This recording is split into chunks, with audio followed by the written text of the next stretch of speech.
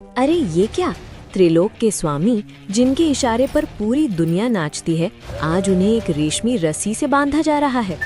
आखिर जगन्नाथ जी ने ऐसा क्या अपराध कर दिया कि महालक्ष्मी को इतना क्रोध आ गया? जानने के लिए सुनिए हेरा पंचमी और नीलाद्रि विजय की ये अद्भुत प्रेम कथा। बात उस समय की है जब श्री क्षेत्र पुरी में रथ यात्रा की तैयारी चल रही थी। भगवान जगन्नाथ 15 दिन बीमार रहने के बाद अणसर काल के बाद स्वस्थ हुए थे। उनका मन हुआ कि बहुत दिन हो गए, चलो अपनी मौसी के घर यानी गुंडीचा मंदिर घूम आते हैं। वहां जाकर के खूब अड़प अभाड़ा यानी महाप्रसाद खाएंगे और पोड़ा पीठा का आनंद लेंगे। जगन्नाथ जी ने अपने बड़े भाई बलभद्र जी से कहा, दाऊ रथ तैयार करवाओ, हम घूमने जाएंगे। बलभद्र जी बोले, ठीक है कान्हा, सुभद्रा को भी ले चलते हैं, उसे भी बाहर घूमने का मन है। तैयारियां शुरू हो गईं। सिंहद्वार पर 3 विशाल रथ आकर खड़े हो गए। नंदी घोष यानी जगन्नाथ जी का रथ, ताल ध्वज यानी बलभद्र जी का रथ और दर्प दलन यानी सुभद्रा जी का रथ।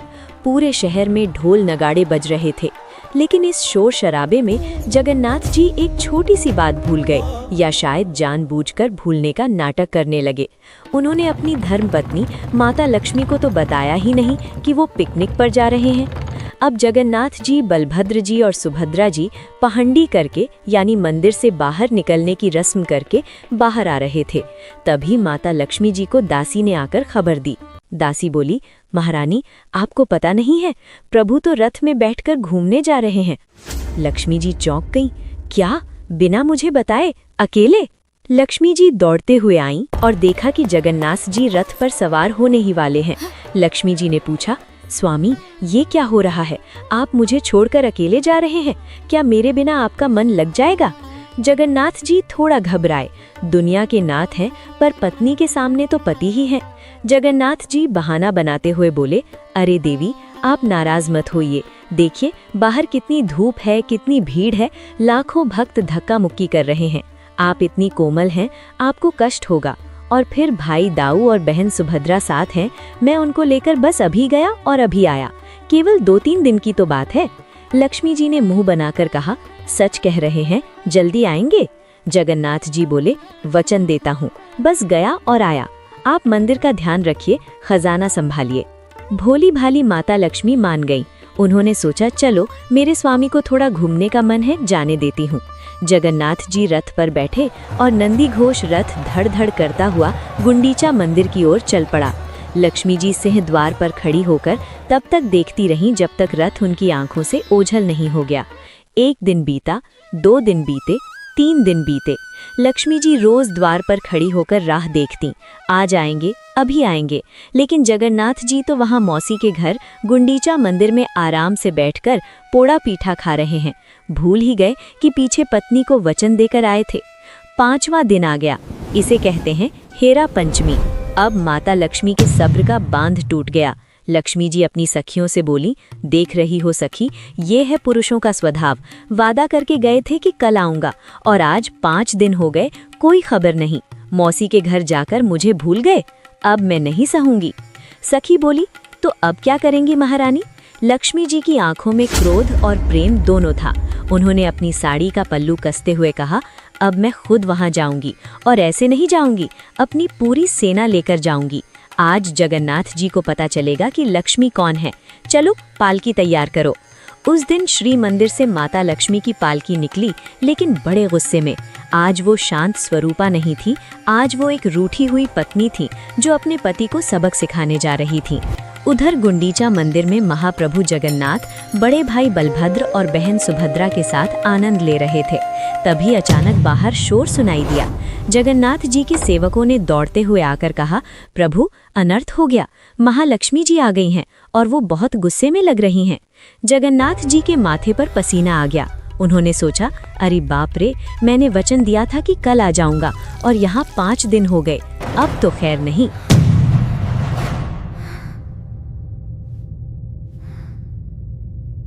जगन्नाथ जी ने सेवकों से कहा, दरवाजे बंद कर लो, उन्हें बोलो मैं सो रहा हूँ। नहीं नहीं, बोलो मैं पूजा में हूँ। माता लक्ष्मी जी गुंडीचा मंदिर के बाहर पहुंची। उनकी नजर सबसे पहले उस रथ पर पड़ी, नंदी घोष, वही रथ जिस पर जगन्नाथ जी उन्हें छोड़कर आए थे। लक्ष्मी जी का गुस्सा 7वें आसमान पर पहुंच गया। उन्होंने सोचा, यही वो रथ है ना जो मेरे स्वामी को मुझसे दूर ले आया, आज मैं इसे ही नहीं छोड़ूंगी। लक्ष्मी जी ने अपने सेवकों को आदेश दिया, तोड़ दो इस रथ को, निकाल दो इसका पहिया, ताकि ये मेरे स्वामी को फिर कभी मुझसे दूर न ले जा सके। माता लक्ष्मी के आदेश पर सेवकों ने रथ की लकड़ी तोड़ दी। आज भी हेरा पंचमी की रस्म में प्रतीकात्मक रूप से रथ का एक हिस्सा तोड़ा जाता है। रथ तोड़ने के बाद लक्ष्मी जी गुंडीचा मंदिर के द्वार पर पहुंची। द्वारपालों ने रोकने की कोशिश की, पर लक्ष्मी जी के तेवर देखकर सब पीछे हट गए। लक्ष्मी जी सीधे अंदर गर्भगृह की तरफ बढ़ी। भीतर का दृश्य देखने लायक था। त्रिलोक के नाथ जो पूरी दुनिया को चलाते हैं, आज अपनी पत्नी के दर से चुपचाप बैठे थे। लक्ष्मी जी ने सेवकों के हाथ भिजवाया, जरा अपनी प्रभु से पूछो, उन्हें अपना वचन याद है या पोड़ा पीठा खाकर सब भूल गए।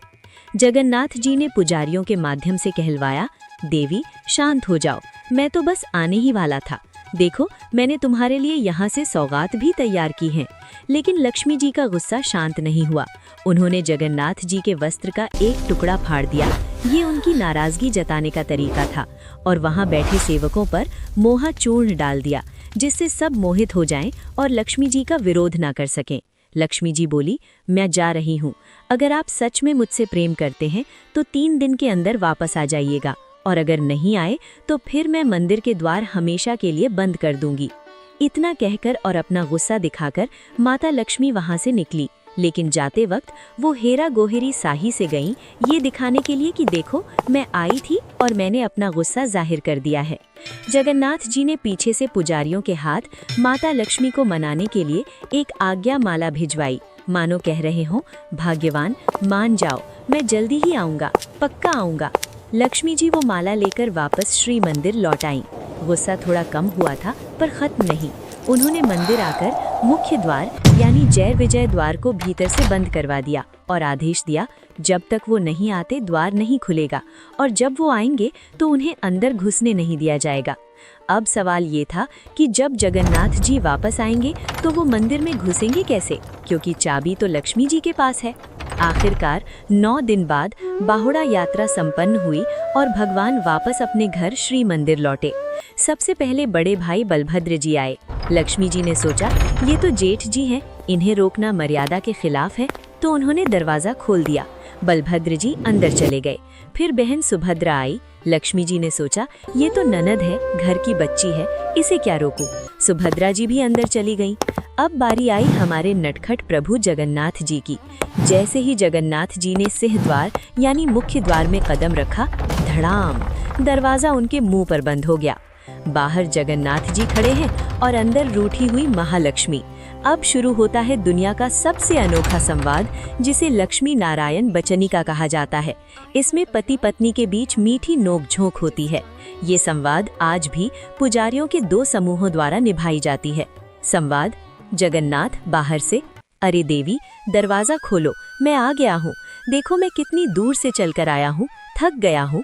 लक्ष्मी जी अंदर से, कहाँ आ गए हैं, ये तो मेरा घर है। आप तो गुंडीचा मंदिर में बहुत खुश थे ना, वहीं जाइए, आपको मेरी क्या जरूरत। जगन्नाथ जी, अरे भाग्यवान, गुस्सा थूको, मैं तो मजबूर था, भक्त मुझे रोक लिए थे। लक्ष्मी जी, मजबूर? जब भाई बहन को ले जा रहे थे तब मजबूरी याद नहीं आई और मुझे छोड़ गए। जाइए, मेरे पास आपके लिए कोई जगह नहीं है।